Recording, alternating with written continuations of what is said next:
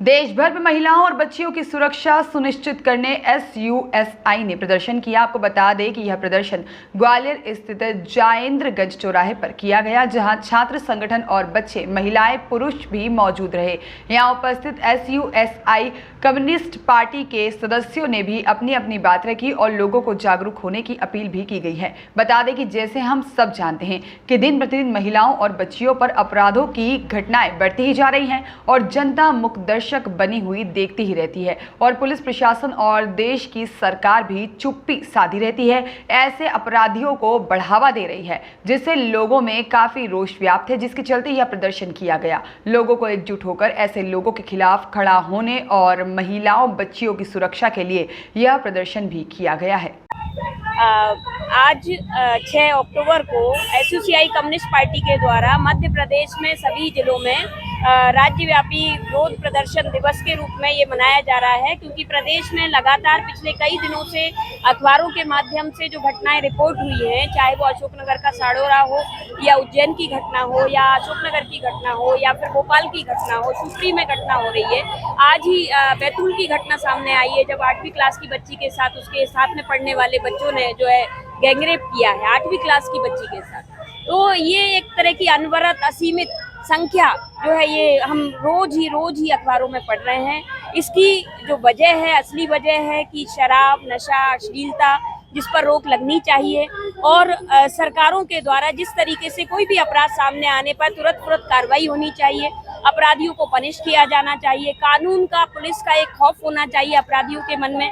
बजाय इसके हम देखते हैं कि हमारे मध्य प्रदेश के अंदर चाहे वो किसी भी प्रकार के जो माफिया हैं अलग अलग फील्ड के, वो लोग एक तरीके से आज दबंग हो गए हैं और वो जो है वो हावी है सोसाइटी पर। अपराध नियमित रूप से बढ़ रहे हैं, हत्याएं हो रही हैं और जो हमारा सरकार है, हमारा जो प्रशासन है, वो इसमें एक तरीके से अक्षम साबित हो रहा है, बल्कि कई जगह पर वो संरक्षण देता हुआ प्रतीत हो रहा है अपराधियों को। ऐसी स्थितियों में अपराधियों के हौसले बुलंद हैं और शराब नशा को लेकर जो नीति सरकार ने चला रखी है, ये आपकी शराब नीति 2022 सरकार लेकर आई है, उसमें उन्होंने खुद ही कहा है कि 20% टैक्स हम घटा रहे हैं, लेकिन इसकी भरपाई किस चीज से हो जाएगी कि पीने वालों की संख्या बढ़ जाएगी, उससे हमारा जो है नुकसान नहीं होगा, उसकी भरपाई हो जाएगी। यानी वो जानते हैं कि शराब सस्ती होगी तो ज्यादा लोग शराब पिएंगे, तो मतलब वो चाहते हैं कि ज्यादा लोग नशा करें, शराब पिए, जबकि ये खुद सरकारी एजेंसियां बार बार बता चुकी हैं कि जो क्राइम है वो नशे के कारण बढ़ते हैं, हर प्रकार के, महिलाओं पर बढ़ते हैं, सेक्सुअल जो असॉल्ट है वो बढ़ते हैं, घरेलू हिंसा बढ़ती है, दुर्घटनाएं बढ़ती हैं, हर प्रकार के जो अपराध हैं और स्वास्थ्य समस्याएं हैं वो कई गुना बढ़ जाती हैं नशे के कारण, शराब के कारण। लेकिन सरकार बिल्कुल पूरे तरीके से बेपरवाही से इस नीति को लागू कर रही है। महिलाओं की कितनी परवाह सरकार करती है। शराब नीति के साथ साथ उन्होंने घोषणा की कि जो महिला को 35% से ज्यादा घरेलू हिंसा में अगर उसको चोट लगती है तो सरकार उसको 2 लाख का मुआवजा देगी। जिन महिलाओं को घरेलू हिंसा में अगर 60% तक चोट आती है उनके बॉडी पर, तो उनको जो है 4 लाख का मुआवजा देगी। ये घोषणा सरकार ने कब की? 2022 की जो शराब नीति लागू की, उसी अखबार में उसी के नीचे की ये खबर थी। यानी सरकार को पता था कि शराब बढ़ाई जाएगी, घरेलू हिंसा बढ़ेगी और महिलाओं को पिटाई किया जाएगा, तो उसके बाद उनको हम मुआवजा दे देंगे, पर शराब तो बढ़ाई। तो आपने जो आंदोलन कर रहे हैं, इसका मुख्य उद्देश्य क्या है आप लोग का? हमारा उद्देश्य है कि सरकार जो है इस बात को समझे, इस बात को जो है हम उसे विवश कर सके कि वो नशे पर, शराब पर रोक लगाए, अपराधों पर रोक लगाए।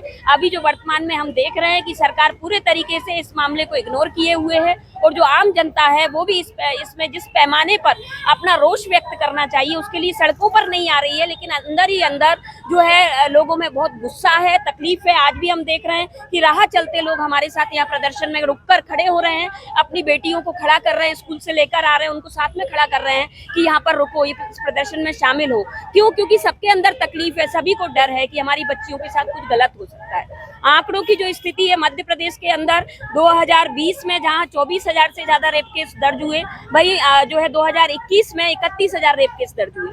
तो ये रफ्तार देखिए आप, नाबालिग बच्चियों पर क्राइम रेट जो है 337 गुना बढ़ा 10 साल के अंदर, यानी कि लगभग 4 गुना अपराध बढ़ा है। 4 गुना होने का मतलब है कि अगर 2000 दर्ज हुए तो अभी 8,000 दर्ज हो रहे हैं। तो मतलब ये रफ्तार क्या अपने आप आती है? ये जो पॉर्न फिल्में हैं कि जो ऑनलाइन जुआ अभी सरकार ला रही है, तो जितना आप अनैतिक वातावरण को बढ़ावा दोगे, नैतिकता का ह्रास होगा और उससे जो इंसान है वो इंसानियत की कमी आएगी, विवेक शून्य होगा और वो जानवर की तरह व्यवहार करेगा, जैसा कि हम इन घटनाओं में देख सकते हैं कि किस तरीके से उस महिला के साथ जो है दुर्व्यवहार हुआ, दुष्कर्म हुआ और किस तरीके से उसको जो है बिल्कुल फेंक दिया गया कार के अंदर से और उसको धारदार हथियारों से काटा गया। किस तरीके से 12 साल की बच्ची को इस तरीके से जो है 4-5 लोगों ने नोचा है और उसके बाद वो बच्ची भाग रही है बदहवास और दरवाजे खटखटा रही है। अभी नवदुर्गा आने वाले हैं, सब नवदुर्गा पूजा करेंगे, लेकिन अभी जब 12 साल की बच्ची उनके दरवाजे पर खड़ी थी तो लोग मदद नहीं कर पा रहे। तो ऐसे ये लोगों के लिए बहुत ही मतलब शर्मनाक आपके मतलब बोलना चाहेंगे जी बिल्कुल, हम चाहते जो हैं बच्चे कि की हालत तो देख रहे हैं लेकिन उनकी मदद नहीं कर रहे, तो उनके लिए क्या है, क्योंकि जहाँ वही एक कहीं ना कहीं तरफ दोषी होते हैं। बिल्कुल आप जो कह रहे हैं कि एक तरफ समाज को भी अपनी जिम्मेदारी को उठाने का सवाल है कि वो सरकार को विवश करे कि इस तरीके की घटनाओं को दोबारा पुनरावृत्ति ना हो सके, हमारी बहनें बच्चियां सुरक्षित हो सकें, इसके लिए वो सरकार को विवश करे। जैसे अभी इलेक्शन है, लेकिन इलेक्शन में महिला सुरक्षा कोई मुद्दा ही नहीं है, शराब कोई मुद्दा नहीं है, जबकि ये हमारे प्रदेश का एक बड़ा मुद्दा होना चाहिए। मध्य प्रदेश क्राइम रेट में, महिलाओं पर क्राइम रेट में लगातार आगे रहा है और आज भी जो स्थिति है कि पिछले 3 साल में 2 लाख बच्चियां गायब हैं इस प्रदेश से, कोई पूछने वाला नहीं है। जिसके घर की बच्ची गई होगी वो जानते हैं कि वो कहाँ होगी बच्ची, वो होगी देह व्यापार की मंडी में। तो सब अगर ये सोच कर देखें कि हमारे घर की बच्ची अगर हो उसकी जगह पर तो उसका क्या हाल होगा, हम क्या सोचकर जो है क्या तकलीफ महसूस करेंगे। तो ये सरकार जो है पूरे तरीके से असंवेदनशील ढंग से काम कर रही है और हमारी अपील सरकार से और जनता से दोनों से है कि हम इस प्रदेश की आधी आबादी महिलाएं हैं, बच्चियां हैं, उनकी सुरक्षा का सवाल एक बड़ा सवाल है और ये सवाल जो है इसको सही तरीके से हल करने के लिए सरकार को जरूरी है कि वो नशा, शराब, अश्लीलता इस पर रोक लगाए, अपराधों पर रोक लगाए और अपनी जिम्मेदारी को पूरा करे। यही हमारी मांग है। धन्यवाद।